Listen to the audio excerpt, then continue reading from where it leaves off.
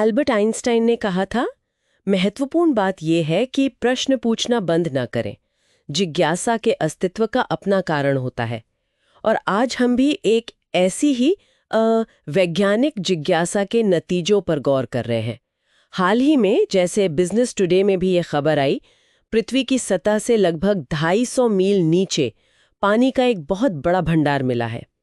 हमारे पास इससे जुड़े कुछ शोध लेख हैं और आज का हमारा मकसद है इस खोज के सबसे ज़रूरी पहलुओं को समझना और ये भी कि यूपीएससी जैसी परीक्षाओं की तैयारी करने वालों के लिए इसके क्या मायने हैं। तो चलिए इस पर थोड़ी गहराई से बात करते हैं।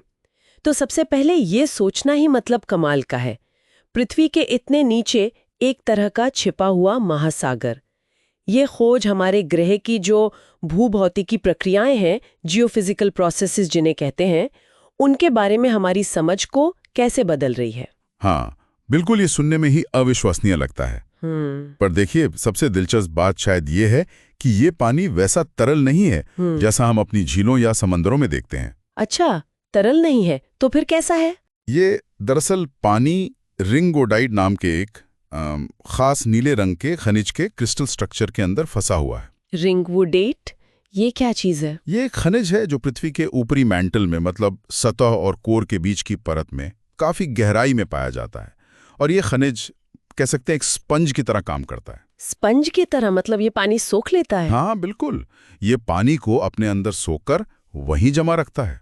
गजब है। पर वैज्ञानिकों को इसका पता चला कैसे? इतनी गहराई में झांकना तो आसान नहीं होगा। ये तो किसी जासूसी कहानी जैसा लग रहा है। हाँ, कुछ वैसा ही समझ लीजिए। यहाँ जासूसी का काम किया भूकंपों ने। वैज्ञानिकों ने क्या किया कि दुनिया भर में जो भूकंप आते हैं उनसे जो तरंगे निकलती हैं, जिन्हें हम भूकंपीय तरंगें या साइस्मिक वेव्स कहते हैं, उनका विश्लेषण किया। अच्छा, भूकंप के तरंगों का विश्लेषण? जी। जब ये तरंगें पृथ्वी के मेंटल के उस खास हिस्से से गुजरती हैं, इसे ट्रांजिशन जोन कहते हैं, तो उनकी रफ्तार वो थोड़ी धीमी हो जाती है। धीमी हो जाती है? जैसे? कैसे? जैसे मान लीजिए आवाज है, वो हवा के मुकाबले पानी में धीमी चलती है ना? हाँ, सही कहा। बिल्कुल वैसे ही तरंगों की गति में ये जो कमी आई, इसी ने वैज्ञानिकों को इशारा दिया कि जरूर वहां भारी मात्रा में पानी मौजूद है, वो भी रिंगवुडाइट में फंसा हुआ। कमाल है।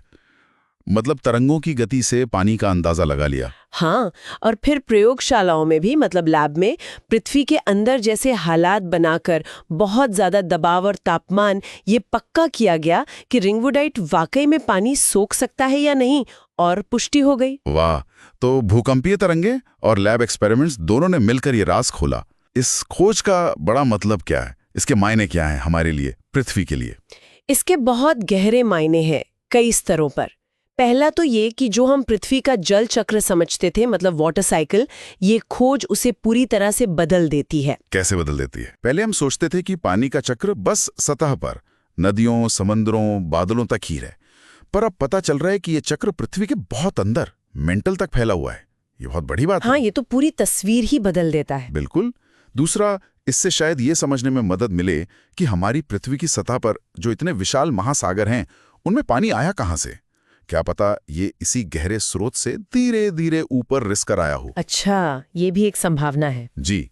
और अगर हम इसे थोड़ा और बड़े पैमाने पर देखें, तो ये जानकारी पृथ्वी की टेक्टोनिक प्लेट्स की जो हलचल है, टेक्टोनिक मूवमेंट्स, उसे समझने में भी अहम हो सकती है। टेक्टोनिक प्लेट्स जो भूकंप और ज्वालामुखी लाती हैं। हाँ, वही।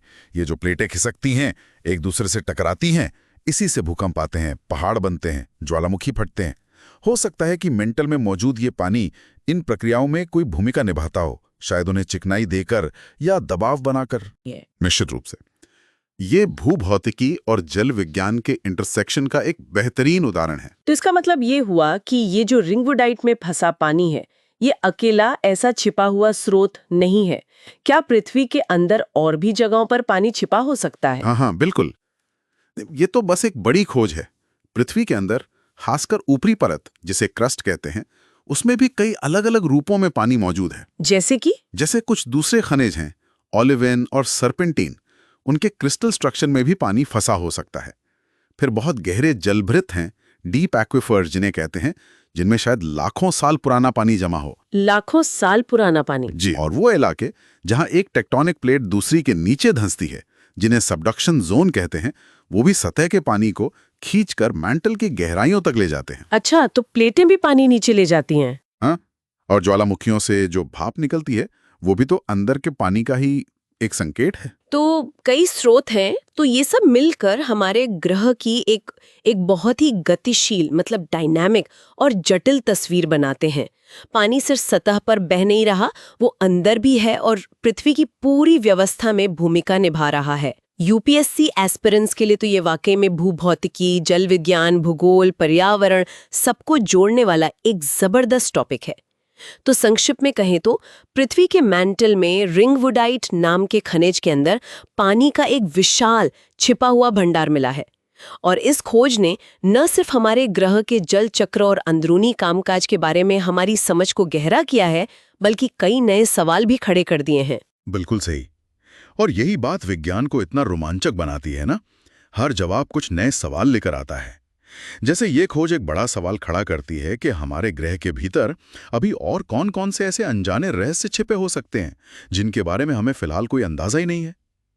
ये भविष्य के वैज्ञानिक शोध के लिए वाकई में बहुत सारे नए रास्ते खोलता है। अगर आपको पृथ्वी के इन गहरे रहस्यों पर हमारी ये गहन चर्चा जानकारीपूर्ण और दिलचस्प लगी तो इसे लाइक जरूर करें, और आगे भी ऐसी ही ज्ञानवर्धक बातों से जुड़े रहने के लिए सब्सक्राइब करना ना भूलें। अगर आपके मन में इस विषय से जुड़ा कोई सवाल है तो नीचे कमेंट्स में पूछने में संकोच ना करें।